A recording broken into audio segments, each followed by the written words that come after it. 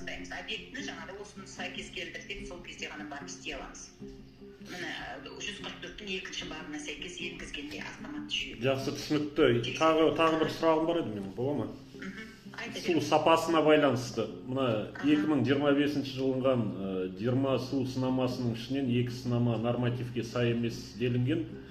Сол бойынша бұл енді әкімшілік құқық бұзушылық, әкімшілік кодекстің 425 бабында берілген санитариялық ережелерді бұзу деген бап бар ғой. Сол құқық бұзушылыққа жата ма бұл? Егер жатса, неліктен Алатау Public Utilities жеке жауапкершілігі шектеулі серіктестікке, әкімдікке немесе Алатау Public'ке неге айыппұл салынбаған?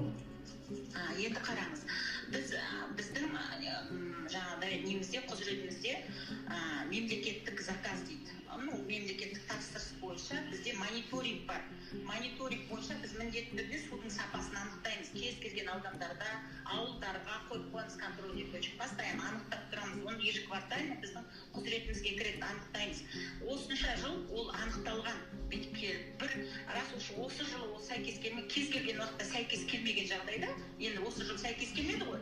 Сол сәйкес келмегенмен қоса, жаңағы біз без посещения, объекттің өзіне без посещения жасаймыз тағы да. Міне сіздікі сәйкес келмеді деп постановление шығарамыз.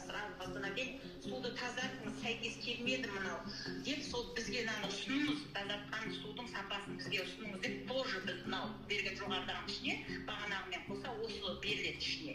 Жазылады осыны.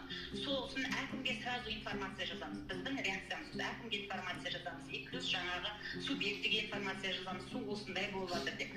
Біз бірден аяқ асты, біз ол себебі мониторинг сырттан жүріп кез келген контрольный точкадан өзіміз алғаннан кейін, олар бізге сен не деп тұрсың дейді, сондықтан біз осындай тексеру барысында, мониторинг барысында осындай анықтадық, сондықтан сіз міне халыққа осындай су несоответствие болғандықтан сіз тез арада осы сәйкес келмегенді жаңағыдай обеззараживание жасаңыз, тазартыңыз суды. И плюс бізге анау документ әкеліңіз, тазартқан туралы протокол әкеліңіз деп біз тапсырма бердік. Бірден біз оны тексере алмаймыз. Единственный тексеретін момент, жаңағы сіз бағанағыдай, екінші момент, сол бізге басқа кез келген население өзі аттестованный лабораториядан барып, сол жердің суын алып, контрольный точкалерін алып, қалып алып, платная основа бізге әкеліп, міне сәйкес келмейді деп бізге фактын әкеліп көрсеткен жағдайда біз объектіні сол кезде ғана тексере аламыз.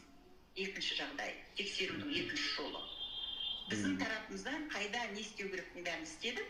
И жаңағыда информациондық системаға жалып түсті деп бір, екінші оценка рискіге жалып түскенмен қоса